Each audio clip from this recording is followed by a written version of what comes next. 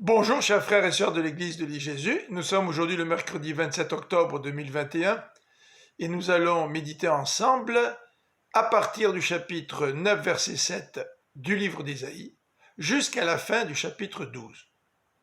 Au chapitre 9 verset 7 à 20, Ésaïe nous décrit le jugement sur Israël. Retenons 4 éléments. Premièrement, l'orgueil d'Éphraïm et des habitants de Samarie au verset 9. Qui prétendent pouvoir se reconstruire après la désolation. Deuxième élément, c'est que le peuple, malgré le châtiment, ne revient pas à l'Éternel. Verset 12. Et verset 16, nous retrouvons la colère de l'Éternel qui ne s'apaise pas, mais aussi l'allusion au péché du peuple, qui méprise Dieu et qui fait le mal. Au chapitre 10, versets 1 à 4, Ésaïe s'en prend au mauvais législateur qui adopte des lois injustes envers les pauvres, envers les veuves et envers les orphelins.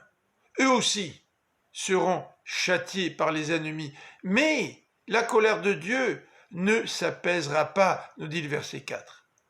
Dieu est vraiment en colère contre son peuple qui est allé bien trop loin dans son péché et sa rébellion.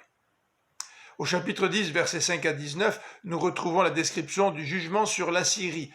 L'Assyrie est l'outil du jugement de Dieu, versets 5 et 6. Dieu va se servir des Assyriens pour châtier son peuple infidèle. Mais cet outil, l'Assyrie, pêche aussi par orgueil. Et Ésaïe nous dit que Dieu va aussi juger à son tour les Assyriens à cause de leur orgueil.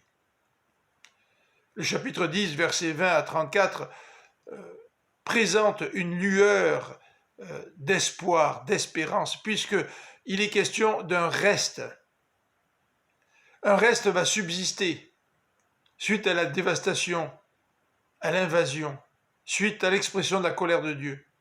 Ce reste va survivre au jugement divin et va se tourner vers lui. Et ce passage, ces versets 20 à 34 du chapitre 10, font de nouveau référence à la colère du Seigneur qui va, à son tour, se déverser sur les Assyriens, l'Assyrie qui est remplie d'orgueil. Au chapitre 11 et 12, nous voyons qu'Ésaïe passe à un thème qu'il a déjà abordé au chapitre 9, versets 1 à 16, c'est-à-dire sa description du Messie. La dynastie d'Isaïe, qui est le père de David. Donc, cette expression dynastie d'Isaïe fait référence à la dynastie de David. Cette dynastie semble détruite, mais elle va reprendre vie par cette nouvelle pousse qui représente le nouveau David. L'Esprit de l'Éternel va reposer sur ce nouveau David, ce nouveau roi. Il lui donnera le discernement, la sagesse, nous dit le verset 2, ainsi que le conseil et la force. Et ce descendant de David va connaître l'Éternel et va s'attacher à lui. Ésaïe va décrire son règne. Premièrement, son règne en sera un de justice et de paix, versets 1 à 9. Et deuxièmement, ce sera un règne sur Israël et Juda, mais aussi sur toutes les nations de la terre, nous disent les versets 10 à 16. Et ce règne sera à ce moment-là l'objet d'un cantique nouveau. Ce sera comme un nouvel exode, nous décrit Isaïe dans ce court, bref chapitre 12 de son livre. Je vous souhaite une bonne fin de journée et je vous donne rendez-vous demain pour la suite de cette méditation sur le livre d'Ésaïe. Que Dieu vous bénisse.